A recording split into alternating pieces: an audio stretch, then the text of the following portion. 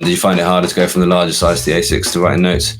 Yeah, I found it was easy to adapt to, absolutely. I think we mentioned that, and when we both sort of surprised ourselves with how easy we found that to adapt to. And I think having that rotate was fine. I do still think that I'm going to be happier on the A5X2 though, but we will see. I will approach that with an open mind. Your thoughts? Yeah, I think like I mentioned earlier, it immediately felt very natural because I like the pen so much. I think I enjoyed it more than the note taking I do on the Remarkable. You enjoyed it more than the note taking. That's really fabulous to hear. I don't know why exactly, but my handwriting is better on the book. It's just more of a pleasure to write on it, isn't it? The Heart of Metal pen's beautiful. I love the pen.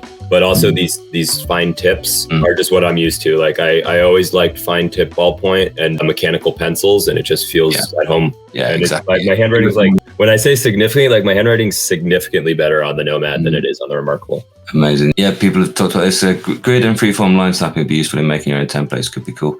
Yeah, absolutely. And that's somewhere where that drawing thing could. When you say atelier to people, you think about designers more than maybe artists. So maybe it will go there as well. That'd be really interesting. I'd love to see shape snapping too. Like I think Books has that, right? Yeah. I think those things will be in the works for Supernote.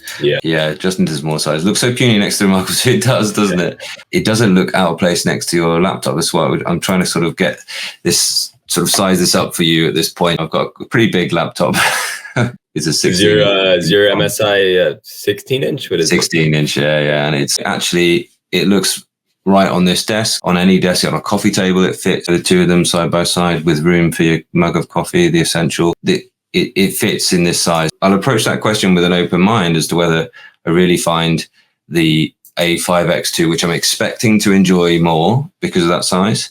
But actually, I've really liked the smaller size because of the way it fits in a bit more with on smaller tables and things, and in and out of your bag, etc. So we will see. Yeah, I like the size because sometimes if I'm working on a open table and I have the laptop and then the notepad in front, the Remarkable creates like almost too much distance, where then the keyboard's like out of reach. Yeah. But if I have the Nomad there, it's like right there. It's small. It's like, yeah, absolutely. It's just enjoyable to take notes with. I'll show you this, there's still room just to have it. Yeah, exactly. Yeah. And over here, what Books BST is? BST is, I think that's BSR. It's probably just super refresh.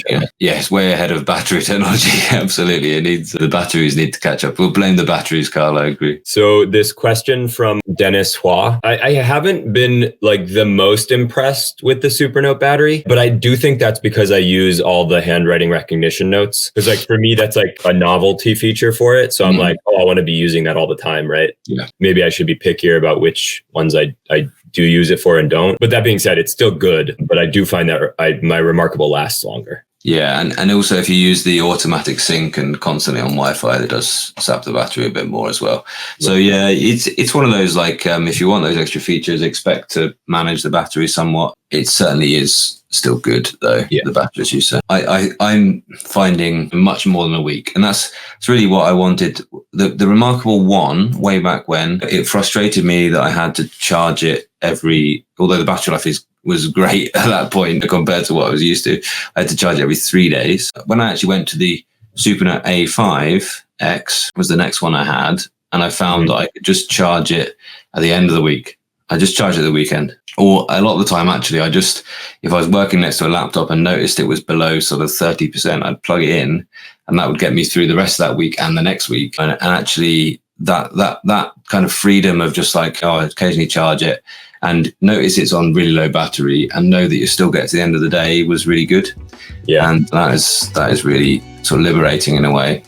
And also I spoke to the people back in QuirkLogic paper and said, I love your device, but I'm having to charge it every night. It was because it was constantly polling the Wi-Fi, and it was just like, and it was this idea of having these constantly updating cloud documents. So just give me an option to keep my document on the device and not update it every second. And all of a sudden the battery lasted all week. And then it does make a difference. It does make a difference. And last one of these questions. Yeah, I was just looking at Stephanie's. I'm not 100% sure about that. Maybe there's some viewer that I only use Latin languages. Yeah, I'll have a dive in a little while, see if I can find if there's anything in the menu about that.